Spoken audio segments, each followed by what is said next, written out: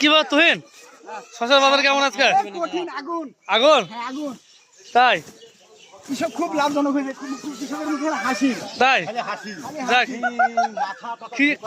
কৃষক বাঁচলে তো দেশ বাঁচবে নাকি?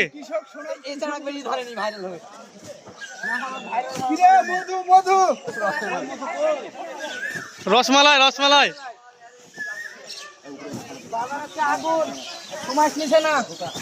আজকে কত হলো মন? 1050। 1050? তাহলে ভালোই তো বাজার নাকি?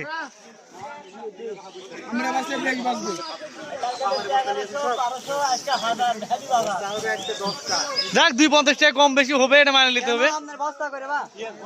কৃষক এটা, এটা কৃষক, এটা হ্যাঁ এটা। এই শশা কি ফলন কেমন হয়েছে শশা?